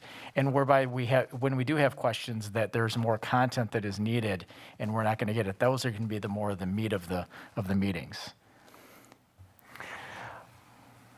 If no one objects, I'll jump in with some of my thoughts. And I personally do not have any questions in regards to that suggestion. I, in fact, welcome that, and because that would allow the presenters, one, to be prepared to answer the questions that are being proposed to them, and allow the business of the board to be conducted during the meeting time, and the work to be done prior to that meeting time. So that's just how I'm looking at it. Committee members, any comments? I think it's probably a good thing because it'll keep things moving smoother. Board Member Miller, any comments? Yeah, no, absolutely. I thought we were doing that actually. So yeah, totally. Like sometimes I'll email questions ahead of time and then let people know that I'm asking so they can be prepared. But I think that folks want to hear, like kind of people at large want to understand, like, what the questions are from the board. But if you feel like that's not that important, definitely I would be happy to do that. And I was thinking exactly what you had mentioned that about, because I think it's important. People want to say, okay, what are the board members bringing to the table? What are they asking? They want to, obviously they want to evaluate us. Are we doing our work? Are we doing the work that we should be doing? And I get that. And I also get the idea that it's the responsibility of the presenter to be prepared for the meeting, and that the evaluation's ongoing to say, are they prepared when they come into our meetings? That's essential.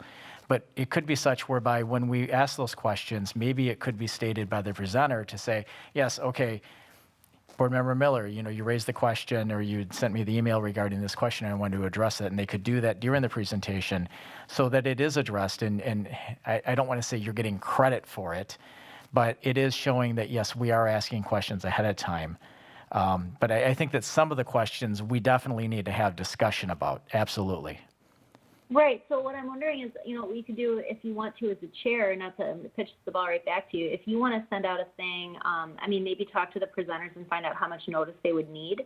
And maybe you could say, hey, if you could submit your questions by blah, blah, blah, we could just give them like a list of questions. They could even say, like, so if I were, I'm just like flipping around. So like if I were presenting and I had something in front of me, I'd know that, okay, I know that on slide 3, I'm going to address Board Member, Anderson's concerns here. So I might say, Board Member Anderson, I knew you'd asked about yada, yada, yada.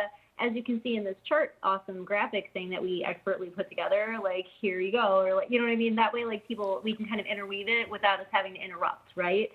So I am totally in favor of that.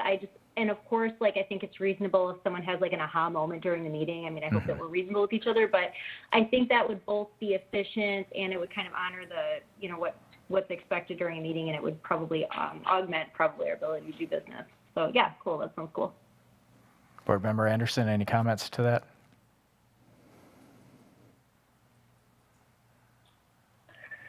But What was that?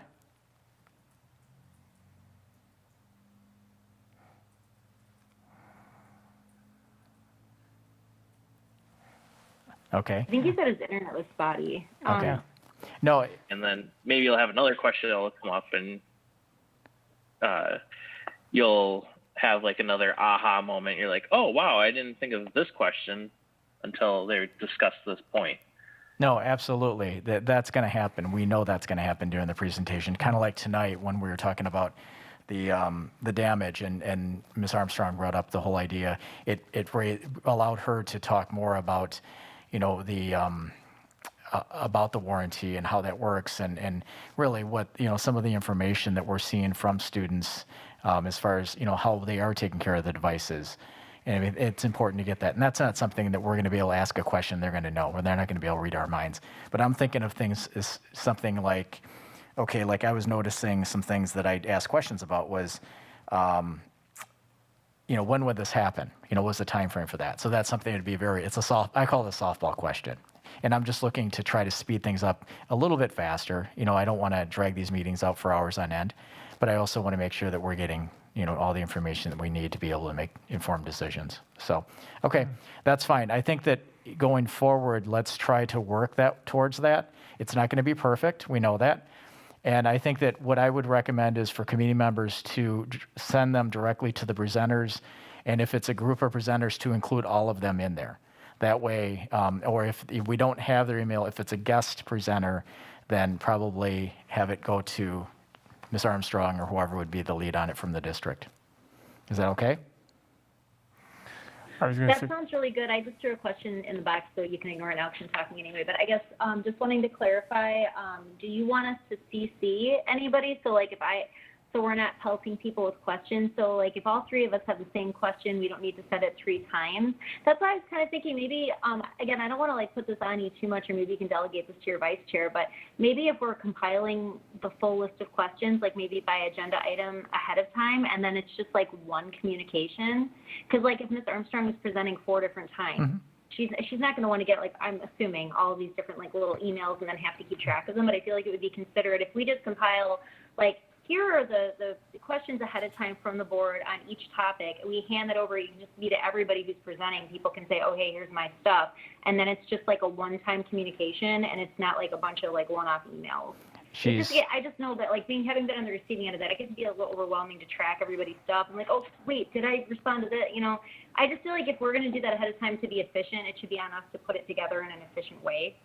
No, I like that idea. I really do. Ms. Armstrong, were you going to say something? Yeah, no, I was just going to say, as we move forward with trying to get our presentations and all our documents up on board docs by Wednesdays, again, today, all those changes came in, it changed things, and I apologize for not having the presentation itself up there, but I would actually welcome that option if we could say that whether we get a summary document or have all questions by Friday or Saturday, that gives me at least, and it seems like there's a lot of things that are on my agenda, especially in this committee and in policy personnel, that it would give me that Monday to prepare and make sure that I have all those questions for you for those Tuesday meetings. So if we're moving our date up to that Wednesday to get it posted, if we could have some sort of, knowing I'm not going to get that question Tuesday morning to try to address it, that would be helpful on the administration. And I don't want to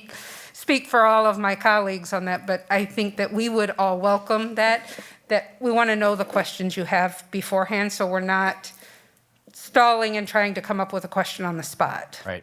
No, it's not going to run perfect from the get-go, but I think the more that we do it, and I'm trying to think of a simpler way or an easy way for us to bring the questions to you as one big group, whether we do a Google Doc or whatever it might be, something like that. I want to make it as efficient as possible. It could be just, if the committee members send your questions to me, and then I can direct it, just basically cut and paste and shoot it out to you on, let's say, Friday or Saturday, if that would be okay. That would work. Or if Ms. Chopin and myself become the point people, we can also get that out to the group. So if you're more comfortable having them come to you and then sending it out, or I think I could go both ways on that, because I think that having the questions by the committee members, and so that we see it, if it is done by whether Ms. Shope or if you do that, if we are CC'd on that, just so that we can see as a group what's been raised, I mean, that to me would be helpful. But yes, we would certainly appreciate that. Yep, we'll CC the committee. And like I said, this is not going to be perfect next month. We know that. But I think that as we work towards this, we can create efficiencies here that I think will be well received. Right. No, I agree. I think as Ms. Armstrong shared, we took our time over from Thanksgiving through now to transition and get our agendas up on Wednesday afternoon, that we can, the intent was for that to happen, Right. give the opportunity for community members to review those, and as questions come in, send them to Michelle and myself. We'll compile them. We'll send them out with CCing the entire committee so they know what questions, and we can even put down if there are very similar questions that come from multiple, we can put one question and then we can put Yep. the initials of the individuals who put it there. And I know we've tried to do the policy and personnel as well, so I think just having it with this committee and it would be helpful. Yep. So, okay, Perfect. great, thank you very much. Okay, I don't see anything else, but 4B, if anybody has a motion for adjournment. So moved. Do we have a second? Second? Okay, all those in favor of adjourning the meeting signify by saying aye. Aye. Thanks, everybody. Thanks. Okay, motion carried. Have a good week. We'll see you next week.